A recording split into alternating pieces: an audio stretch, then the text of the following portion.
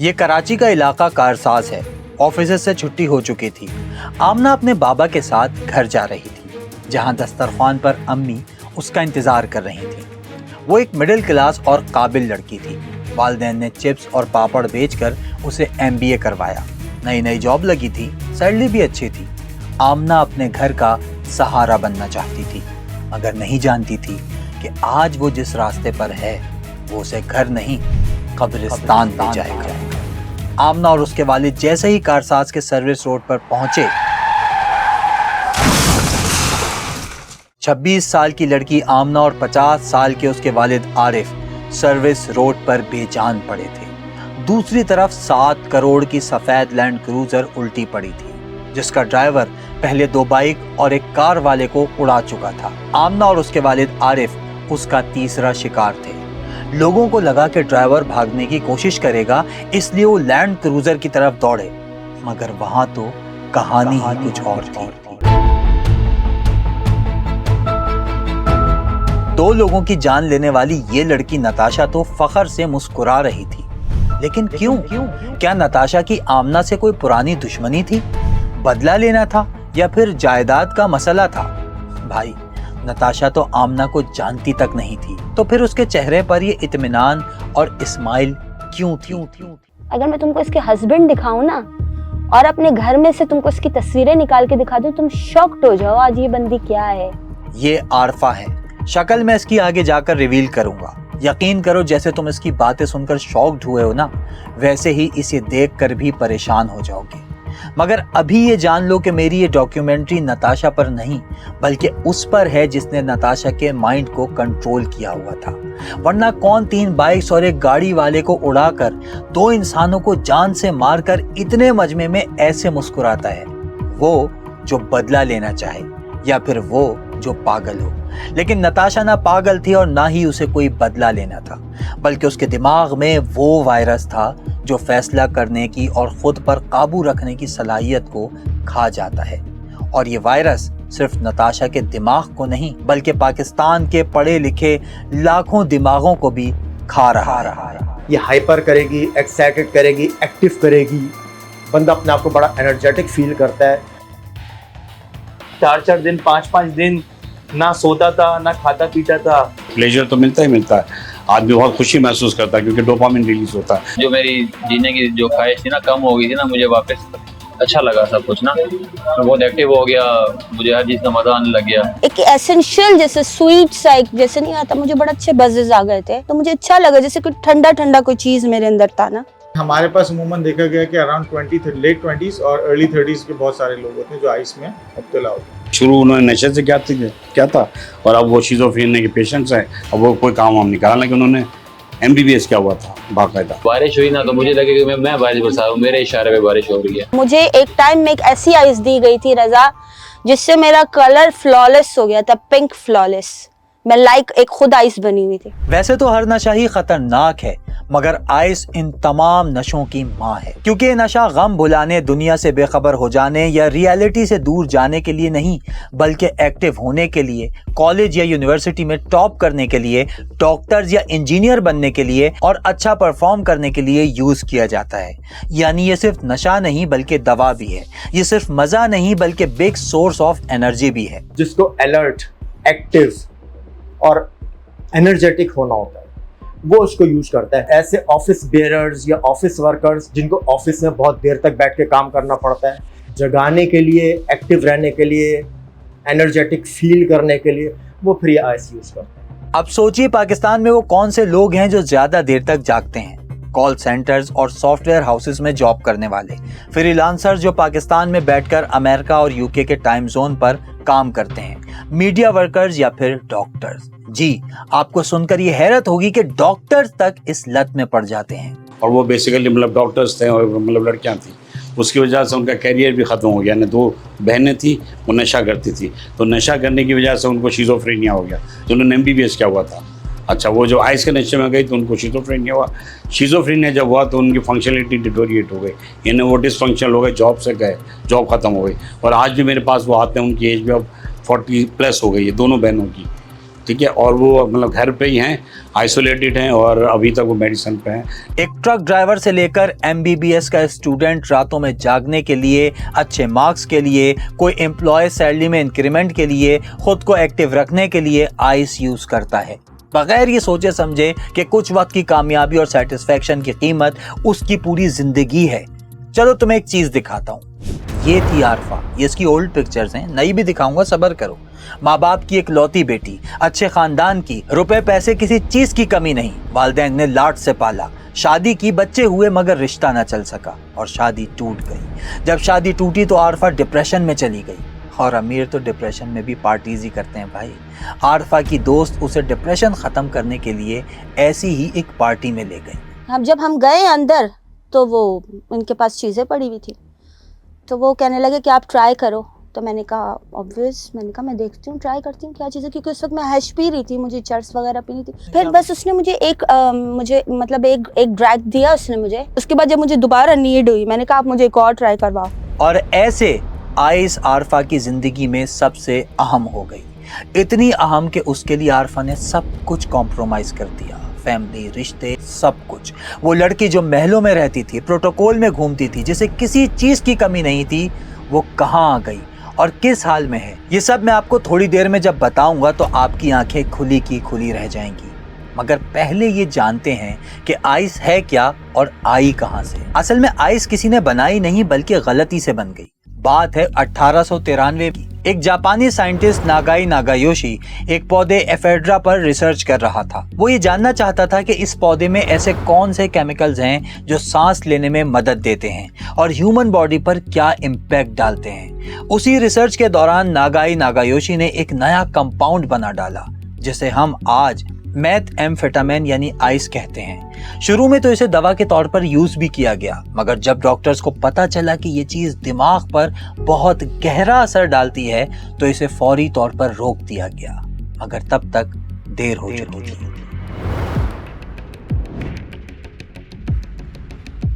ये world war 2 का दौर था। हिटलर दुनिया का सबसे पावरफुल शख्स बनना चाहता था और उसके लिए उसे जरूरत थी एक ऐसी फौज की जिसके पास सुपर पावर्स भी हों, जिसे ना भूख लगे, ना प्यास और ना ही थकन का एहसास हो और ना ही अपने दुश्मन पर रहम आए, बिल्कुल ज़ॉम्बीज़ की तरह। लेकिन ये तो फिल्मों में होता है, ऐसा तुम्हें लगता है, क्योंकि ये रियल में भी हुआ था। हिटलर ने एक ऐसी फौज बना दी थी जो भूख, प्यास, थकन कुछ फील ही नहीं करती थी, जिसने सिर्फ 11 दिनों में पहाड़, दरिया, जंगल सब पार करके दुनिया को हैरान कर दिया। जस्ट इमेजिन, 11 दिन में 240 मील का फासला, कई दिन सिपाही पैदल दौड़ते रहे, टैंक चलाने वाले टैंक चलाते रहे, उनकी रफ्तार मशीन की सी थी। दुनिया दंग थी कि हिटलर ने ऐसी फौज बनाई कैसे। असल में हिटलर के पास था वो फॉर्मूला जो जापान में नागाई नागायोशी ने बनाया था, आइस। जी हाँ, हिटलर ने 3 करोड़ 50 लाख आइस की टैबलेट्स अपने 30 लाख फौजियों में बांट दी, जिसकी वजह से सिपाही दिन रात जागते रहे, थकन, भूख और खौफ सब गायब हो गया। अम्मी तक मुझे ये बात सवाल करती थी कि कितने दिन हो गए, तुम कितने दिन से जाग रहे हो। तो मैं अपने फ़ोन का व्हाट्सएप खोलता था और व्हाट्सएप खोल के चैटिंग चेक करके बताता था कि मुझे आज इतने दिन हो गए, मैं 6 दिन पहले सोकर उठा था, मैं 5 दिन पहले सोकर उठा था। मगर ये तो इब्तिदा थी, इंतहा बहुत खौफनाक थी। जब उस टैबलेट का असर उतरा तो वही सिपाही जो कल तक सुपरमैन बने थे टूटने लगे। नींद के मसाइल, heartbeat out of control हो जाना, एग्रेशन, एंगर, एंजाइटी और डिप्रेशन का शिकार हो गए और उनमें से हजारों तो पागल हो गए, क्योंकि जो नशा फिजिकली उन्हें ताकत दे रहा था असल में अंदर से खत्म कर रहा था। हिटलर ने तो सोचा था कि वो एक हथियार बना रहा है। बेशक ये एक हथियार था, लेकिन ऐसा हथियार जो उसी की फौज के खिलाफ चल गया। वो फौजी जो कभी ताकत और खौफ की अलामत थे अब पागल हो रहे थे, बिल्कुल आसिम की तरह। छोटी छोटी बात पे इतना गुस्सा आ जाता कि मैं सुबह सोकर उठता था और बोलता था मुझे नाश्ता ला दें। अगले 2 मिनट बाद नाश्ता अगर मेरे बराबर में साइड टेबल पर नहीं होता था तो मैं घर की सारी चीज़ें तोड़ फोड़ कर देता था। घर में चीखना, गालियाँ देना, घर वालों से मिसबिहेव करना, ये तो मेरा रूटीन में बन गया था। लेकिन एक मिनट, हम तो जर्मनी में थे, बात हिटलर की हो रही थी।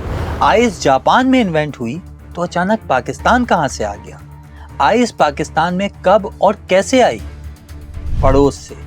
ये मैप देखिए, आपको ईरान और अफगानिस्तान के बॉर्डर्स दिखाई देंगे। यही वो दो रास्ते थे जहां से आइस पाकिस्तान आई।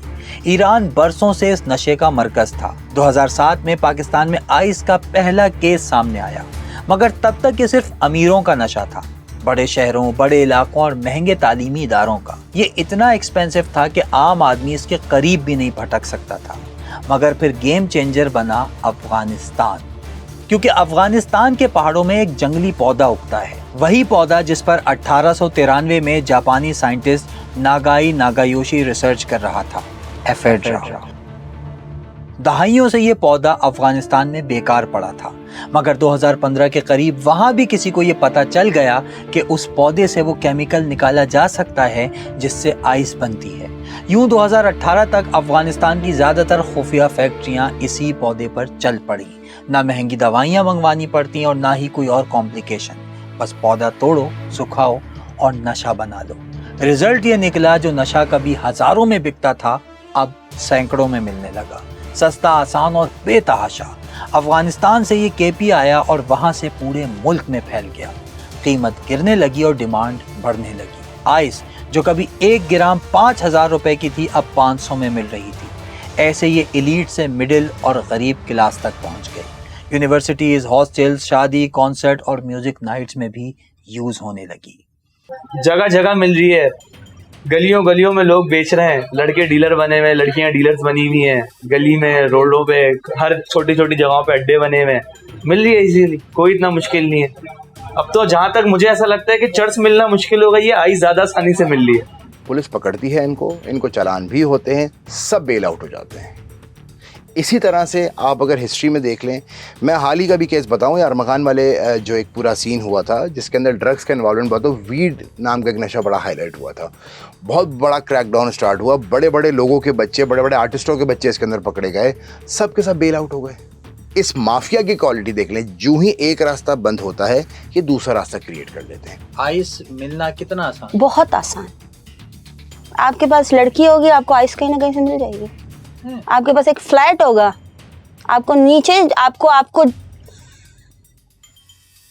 पिंक आइस दे जाएंगे। लेकिन हम तो एक ऐसे मुल्क में रहते हैं जहां आईन है, कानून है और कानून नाफिज करने वाले इदारे हैं। हमारे पास एंटी नारकोटिक्स फोर्स है जिसका काम ही नशे को आम आदमी तक पहुंचने से रोकना है।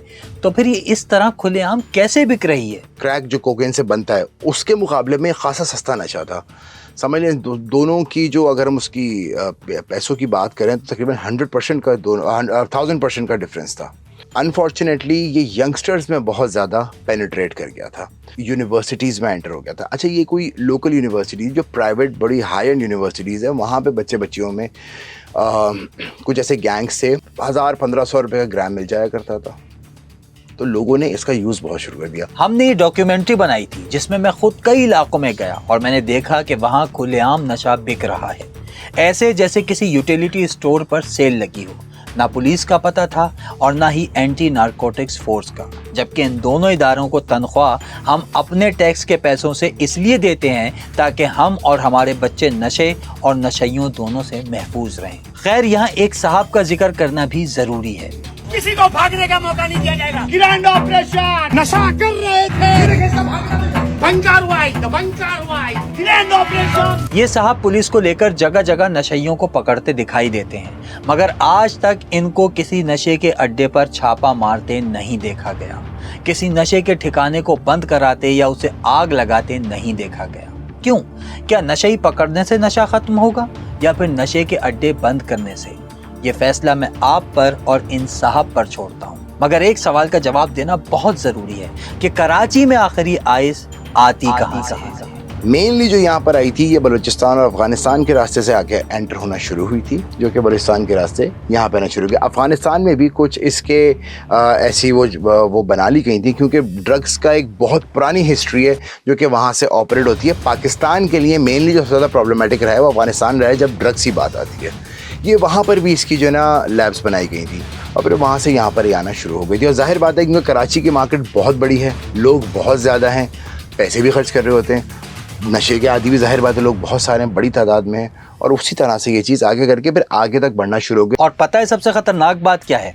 इसे नशा नहीं बल्कि एनर्जी बूस्टर कहा गया। एग्जाम्स हो, वीकनेस हो, पार्टी हो, सारे दोस्त ले रहे हो और इसी तरह पाकिस्तान में हर साल 40,000 अफराद नशे के आदी बनते हैं। UNDOC का 2013 का सर्वे बताता है कि तकरीबन 6% यानी 7 मिलियन अफराद नशे के आदी थे और उनमें से 64% यूथ थी, यानी वो लोग जिनकी उम्र 29 साल से कम थी, और 25% ऐसे थे जो टीनेजर्स थे। South Asia strategic stability institute के एक सर्वे में ये बताया गया कि एलीट प्राइवेट स्कूल्स के 53% स्टूडेंट्स नशे के आदी थे और पाकिस्तान में हर रोज तकरीबन 700 अफराद नशे से रिलेटेड कॉम्प्लिकेशंस की वजह से मर जाते हैं।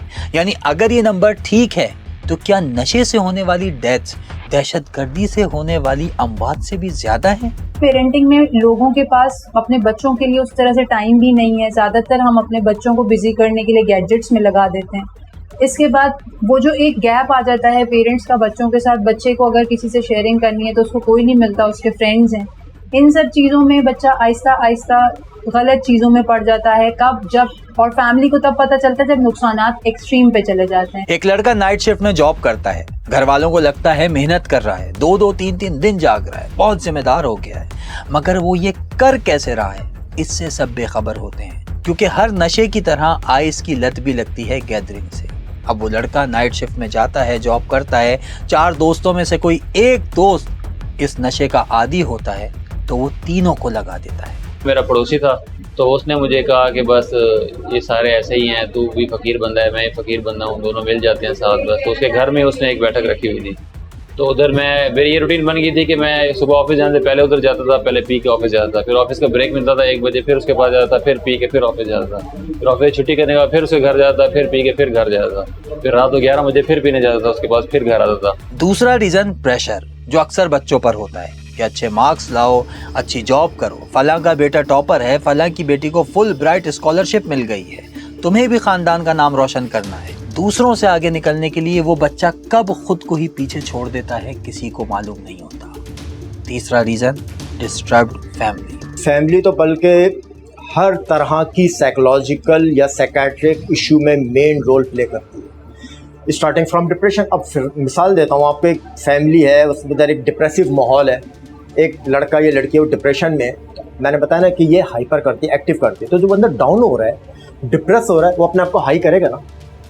फिर उसको कोई मशवरा दे देता है कि यार ये इस्तेमाल करो, इससे तुम्हारा मूड अच्छा हो जाएगा। कुछ ऐसा था कि मैं बहुत ज़्यादा उस वक्त अपसेट थी। मेरे घर वाले जो हैं वो मुझे छोड़ चुके थे, मैं बाहर थी, मेरे बच्चे मुझसे अलग हुए थे। तो बस फिर मैं कुछ ऐसे दोस्त मिले, उन शख्सियात तो उन्हें बड़े बड़े बंगले रखे हुए थे, तो मैं वहाँ चली गई थी। तो वो कहने लगे कि आप ट्राई करो, और ये ट्राई ही एडिक्शन का फर्स्ट स्टेप होती है, जो आरफा, आमिर और आसिम जैसे हजारों लड़के लड़कियों का मुस्तकबिल तारीक कर देती है। आसिम, जिसके वालिद गवर्नमेंट ऑफिसर हैं, घर में किसी चीज की कमी नहीं, मगर बुरे दोस्तों की गैदरिंग ने न सिर्फ उसे खराब किया बल्कि आसिम से ये लत उसकी बीवी को भी लग गई। शादी हो गई थी मेरी, शादी होने के तकरीबन 2 से 3 महीने बाद वो फिर आइस पे लगी कि तुम पीते हो तो लाओ मुझे भी पिलाओ। बस उनको मैंने 2-3 बार पिलाना शुरू करी है तो फिर वो भी आहिस्ता आहिस्ता लग गई मेरे साथ ही। आसिम ने शादी के बाद ये लत अपनी बीवी को लगाई और आरफा शादी टूटने की वजह से आइस के करीब आई, मगर अंजाम एक ही था।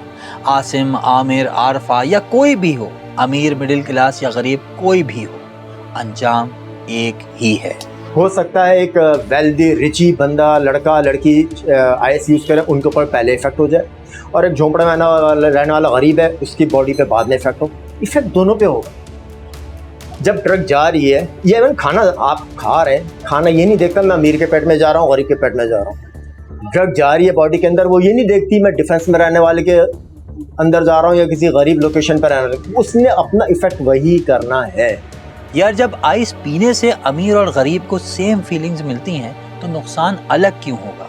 बस किसी को जल्दी होता है, किसी को देर से, और ये बॉडी पर डिपेंड करता है। लेकिन एक चीज कॉमन है कि एक बार आपने आइस ले ली, उसके बाद ये आदत बनेगी, आदत से मजबूरी और मजबूरी से पछतावा, और अक्सर लोग उस वक्त पछताते हैं जब चिड़ियां खेत चुग जाती हैं। सबसे पहले मैंने अपनी इज्जत खोई है, मैंने पैसा बहुत खोया है, बर्बाद किया है, घर वालों की इज्जत ख़राब करी है, अपना वक्त बहुत ज़ाया किया, अपनी पढ़ाई मैंने बहुत ज़ाया करी है, अपने रिश्ते मैंने बहुत ज़ाया किए हैं। मतलब ऐसा हो गया था कि मैं घर वाले कोई इवेंट आ रहा है या कहीं घूमने जा रहे हैं या कोई भी ओकेजन है घर पे, तो वो मुझे पता ही नहीं चलता था और वो हो जाता था। मेरे घर वालों ने सिर्फ मुझे इतना कह के साइड पे कर दिया कि आप एक आईसी हो और एक गंदी औरत हो, साइड पे जाओ। मैं अच्छा भला जैन स्टूडेंट था, नस्ट में मेरा एडमिशन हुआ था, वहाँ पे मैं इंजीनियरिंग पढ़ रहा था। सबसे पहले मेरी डिग्री गई, कैरियर लाइफ डिस्टर्ब हो गई, जो जॉब मुझे अच्छे स्केल की मिली थी वो नोट छोटे स्केल की मिली, ठीक है। उसके बाद मेरे ताल्लुकात घर वालों से यानी कि रिश्ते ख़राब होने शुरू हुए। उसके बाद जो मेरा बचपन से एक अच्छा फ्रेंड सर्कल था, जो पढ़े लिखे लोग थे, वो सारे मेरे से दूर होने शुरू हो गए। ये तो एडिक्ट है, ये ऐसा है। वो गाना है ना, जिंदगी की तलाश में हम मौत के कितने पास आ गए, जब ये सोचा तो घबरा गए, आ गए हम कहाँ आ गए। आइस वो नशा है जो जितनी जल्दी चढ़ता है उतनी तेजी से इंसान खत्म होता है। चलिए अब मैं रिवील करता हूँ उस चेहरे को जो मैंने पूरी वीडियो में रोक कर रखा। आरफा, ये थी आरफा आइस करने से पहले, खुश, कॉन्फिडेंट, स्टाइलिश, और आज आरफा ऐसी हो चुकी है। जी हाँ, ये दोनों ही आरफा हैं। इसे यहाँ से यहाँ तक लाने में सिर्फ एक चीज़ का बहुत बड़ा किरदार है, आइस। आज आरफा के पास ना घर है ना फैमिली, ये उसका ठिकाना है, यही उसकी ज़िंदगी है। यहीं सोती है, यहीं खाती है। रोज़ाना नए कपड़े पहनने वाली अब महीनों बाद नहाती है। दिमागी हालत भी स्टेबल नहीं। अगर मैं तुमको इसके हस्बैंड दिखाऊं ना और अपने घर में से तुमको इसकी तस्वीरें निकाल के दिखा दूं, तुम शॉक्ड हो जाओ आज ये बंदी क्या है। बहकी बहकी बातें करती है, खुद को जासूस समझती है, शक करती है, गुस्सा करती है, कभी हंसती है तो कभी रोती है, अपनी फैमिली को याद करती है। तुम भी याद रखो, शुरू चाहे तुम झोपड़ी से करो या महल से, देर से आओ या बाद में, आना यही है, क्योंकि मंजिल यही है। नताशा के नशे ने आमना और उसके बाप की जिंदगी छीन ली और माँ से जीने की उम्मीद। वो इसलिए बच गई क्योंकि पैसे वाली थी या सपोर्ट थी, या फिर लवाहिकीन ने अल्लाह की रज़ा के लिए उसे मुआफ़ भी कर दिया था। केस की हाइप इतनी बन गई कि हो सकता है नताशा के घर वालों ने उसका इलाज भी शुरू करवा दिया हो, लेकिन हर किसी को इतना मौका नहीं मिलता। इसलिए अपनी ज़िंदगी को सिर्फ चंद मिनट के मज़े के लिए बर्बाद मत करो। मैं आइस की बात कर रहा हूँ।